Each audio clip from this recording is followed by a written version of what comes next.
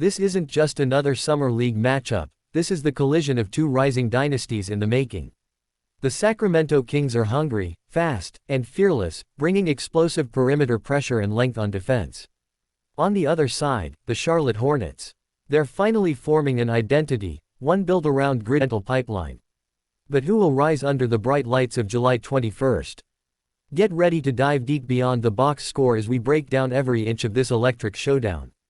There's something in the Vegas air tonight.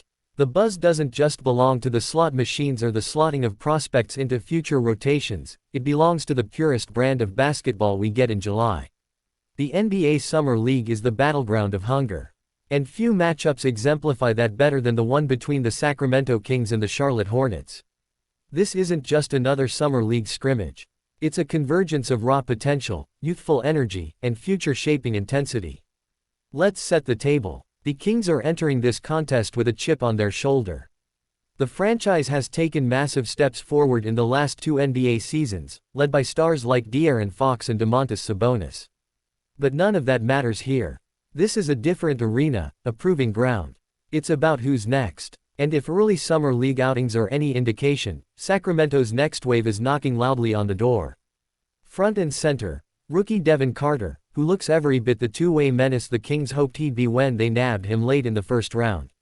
On the other side, we have a Hornets squad that's perpetually caught in the fog of potential. For Charlotte, it's not just about finding rotation pieces. It's about finally uncovering foundational blocks. The emergence of Brandon Miller and the long-awaited health of LaMelo Ball in the regular season were good signs, but this Summer League team needs to breathe life into the system. Their front office is watching intently to see if names like Kobe Simmons, Trey Mann, and Nick Smith Jr. can turn flashes into something sustainable. Now, let's break this all down like only Beyond the Box score can. With full narrative momentum, advanced breakdowns, scouting insight, statistical firepower, betting odds, and sharp predictions. Let's begin with the momentum breakdown and star alignments. Momentum breakdown: Kings controlled chaos versus Hornets uncertainty. The Kings entered this Summer League with a mission: control the pace and pressure. And in the opening games, that has manifested beautifully. They've implemented a high-switching defense, almost Miami Heat-esque, with roving wings and aggressive traps. It's being spearheaded by Devin Carter, whose motor is absolutely absurd. Carter is averaging 3.4 deflections per game, along with 2.2 steals and a stunning 91.4 defensive rating, which leads all guards playing 20-plus minutes. Pair that with the versatile offensive engine of Keon Ellis, who's averaging 17.6 ppg on 47% shooting from deep in Vegas so far, and suddenly you realize the Kings aren't just experimenting, they're executing. Sacramento is also getting big contributions from 6 feet 10 inches stretch forward Jordan Ford, who spaces the floor from the top of the key and has quietly become the team's pick-and-pop specialist. He's hitting over 40% from three, mostly on above-the-break looks in transition. Contrast that with the Hornets. Charlotte has shown sparks, but the inconsistency is hard to ignore. Their Summer League system lacks fluidity, and their defensive identity shifts quarter by quarter. The backcourt of Nick Smith Jr. and Trey Mann is offensively promising. They're combining for 29 ppg, but they've been a liability on switches. They've allowed 18 total blow-bys over their last two games, and their pick-and-roll coverage is extremely flat-footed, often dying at the screen without any drop coverage or hedge help. The biggest concern: the Hornets have turned the ball over at the highest rate in Vegas, 21.82% as a team, and now they're going against arguably the most aggressive perimeter defense in the tournament. Tactical advantage: Sacramento's two-guard disruption. Sacramento's strategy is predicated on disruption. They don't just want to contest shots, they want to disrupt possession flow. With Carter and Ellis hounding the point of attack, it becomes a tactical trap for teams that are still developing offensive chemistry. Carter's vertical contests and lateral quickness are making him look like a future Marcus Smart, Javon Carter hybrid, and he doesn't stop at half court. He trails every dribble handoff, fights through flare screens, and is constantly in the hip pocket of shooters. In the half court, the Kings are running a lot of pistol double sets, initiating from the sideline with stagger screens and feeding Ford at the top. This has opened up corner triples for Jalen Slauson, who's quietly hitting 52% from the right wing. They're also forcing mismatches by ghost screening with Ford and slipping him into open 16-foot mid-range space, where he's surprisingly lethal at 56% efficiency. Charlotte, meanwhile, is heavily reliant on isolation creation. Tre Mann's shot-making has kept them competitive, but it's a high-risk formula in Summer League when ball movement is king. They're also running a lot of Chicago action, pinned down into dribble handoff, but their bigs aren't screening with enough force to generate real separation. It's all too predictable, especially when you have elite stoppers like Carter on the other end. Advanced metrics and matchup heat maps. Let's go under the hood for some matchup data. Key matchup points per possession allowed defensive FG% points created per game. Carter vs. Mann 0.87 PPP 39.4% 4.3. Ellis vs. Nick Smith 0.91 PPP 41.1% 6.7. Ford vs. Hornets PFs 1.03 PPP 44.3% 9.5. These metrics show a massive edge for Sacramento on both ends. The Kings' perimeter defenders are not just staying in front, they're actively shutting down plays. Charlotte has yet to prove they can respond to defensive schemes this structured. Hornets fading identity, turnovers, mismatched roles, and over-reliance. Charlotte's offense is disjointed. There's no clear secondary creator behind Tre Mann, and the over-reliance on hero shots from Mann and Smith is leading to shot clock violations and inefficient possessions. Their bigs, Nathan Mensah and Kai Jones, have failed to make an interior impact. Jones is athletic, sure, but he's averaging just 6.4 RPG and has a net rating of -12.7, the worst among all starting bigs in Vegas so far. And the turnovers, they're not just high, they're demoralizing. Bad outlet passes, lazy post entries, miscommunication on baseline cuts. If Sacramento is watching film, which they are, this is where they'll feast. Intangibles and coaching edge. This Kings team is mentally sharper. They're disciplined, well-coached, and have role clarity, a huge edge in Summer League, where chemistry is often built on the fly. Their coach, Luke Locks, has implemented a hyper-modern scheme that uses defense to create offense, pushing the tempo with controlled chaos. The Hornets, under coach Marlon Garnett, are struggling to find cohesion. The rotations have been inconsistent, with players being benched after single errors, which has stunted rhythm and confidence. Betting odds and value props. As of now, spread, Kings -3.5. Total, 175.5. Moneyline, Kings -160, Hornets +140. Best bet, Kings -3.5. Why? Sacramento's defense will eat alive a turnover-prone Hornets squad. Expect 18+ turnovers from Charlotte and transition buckets galore for Carter and Ellis. Prop alert. Kean Ellis over 16.5 points.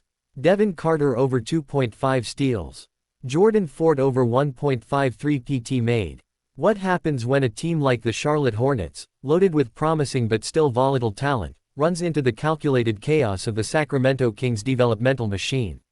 This isn't just about who can jump higher or shoot smoother, this is about system warfare, about who imposes rhythm, and more crucially, who breaks it when they must. And most importantly for us, where the smart bets lie beneath the surface hype.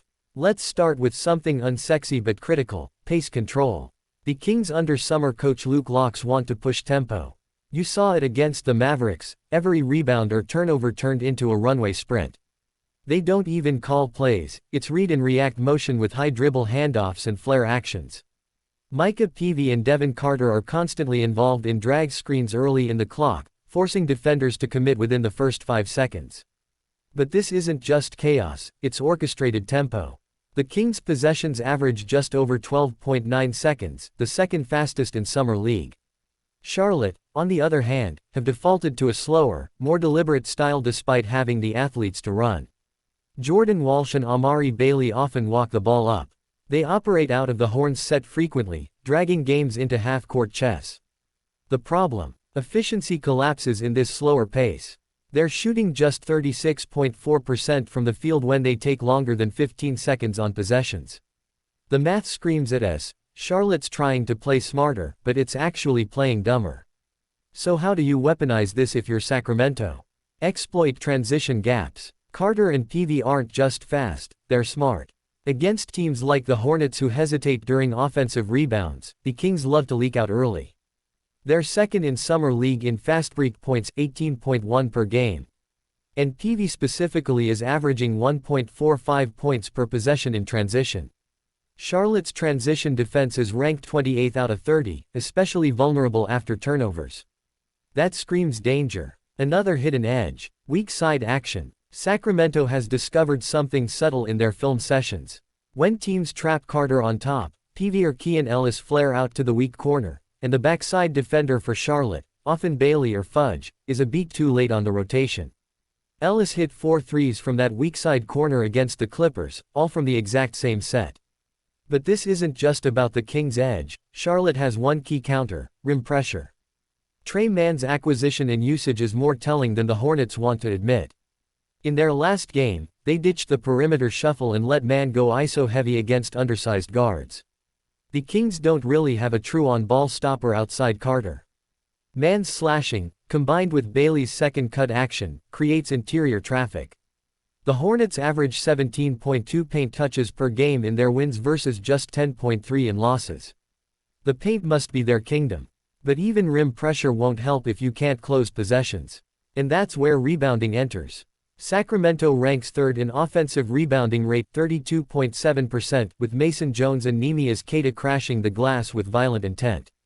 Queta is especially valuable here, not just as a lob threat, but as a rebound warrior. His matchup with rookie draft pick Nathan Mensah could be the pivotal battleground. If Queta wins that war, it opens up the second chance chaos Sacramento thrives in. Now, let's address the shooting variance. Charlotte is dangerously reliant on mid-range pull-ups. Amari Bailey and Nick Smith Jr. combined for over 10 attempts a game between 10 to 18 feet. That might look good on a mixtape, but analytically, it's quicksand. Those are the least efficient shots in basketball, and in Summer League, with inconsistent refereeing and tighter rims, it gets worse. They shoot just 27% as a team on mid-range attempts. Contrast that with Sacramento. 41% of their shot profile comes from beyond the arc. They live by the analytics gospel. It's not just volume, though, it's location. They lead all Summer League teams in corner 3 attempts per game, 9.7. That geometric exploitation, spacing with purpose, is why their offense feels inevitable. Even when it's ugly, the math wins out. Defensively, Sacramento switches a ton. They trust Queta to hold his own on the perimeter and use Carter as a universal plug-in. This disrupts rhythm shooters like Bailey, who prefer to know where the pick is coming from and how to attack it. It also hurts Jordan Walsh, who has struggled when forced to make secondary reads. He has 9 turnovers in the last 2 games when blitzed off screens. Sacramento will live with him making fast decisions, because he hasn't shown he can make them well. Now, let's turn to the betting markets. Spread. Kings minus 3.5. Total, 175.5. The line has moved half a point toward the Kings in the last 12 hours, indicating sharp money trickling in on Sacramento. And it makes sense. They cover at an 80% clip in Summer League when favored under 5 points. The total is where the real money lies. At 175.5, the books are projecting a mid-tempo shootout. But Sacramento overs have cashed in 3 of their last 4 games, and that includes a 183-point total against the Timberwolves. Charlotte's slower style is misleading. When they're down, they pick up pace drastically. They go from 91 possessions per game in first halves to 103 in second halves when trailing. That garbage time inflation pushes totals higher. Lean. Kings minus 3.5. Best bet. Over 175.5. Prop spotlight. Devin Carter over 14.5 points. Bonus. Queta double-double plus 240. Now let's zoom out. What's the real narrative here? Sacramento is proving that culture matters even in July. Their commitment to spacing, tempo, and player development isn't just lip service, it shows up in the minutiae of every possession. From the way Carter chases over screens to how Queta seals his man on the low block, everything is layered with intention. Charlotte, meanwhile, is trying to discover itself. Their Summer League feels more like auditions than executions. There's raw skill, but no conductor. By the time this game reaches the fourth quarter, expect the Hornets' half-court inefficiency to rear its head. Missed floaters, contested pull-ups, turnovers after late shot clock hesitations. Sacramento will pounce, not with isolation heroics, but with clinical brutality. Kickouts to Ellis. Lob dunks to Keita. Fast break Euro steps from TV. And somewhere in the second half, you'll feel the tide turn. Not with a 15-0 run, but a slow, inevitable squeeze. Because that's what the Kings do, they don't blow you away. They drain you. They break your rhythm. They replace it with theirs. Final prediction: Sacramento Kings 91, Charlotte Hornets 82. If you're tired of generic takes and want real basketball breakdowns, tactical insights, lineup advantages, and betting predictions that actually make sense, then you're in the right place. Smash that like button, subscribe to Beyond the Box Score, and turn on notifications because the Summer League is heating up and we're just getting started.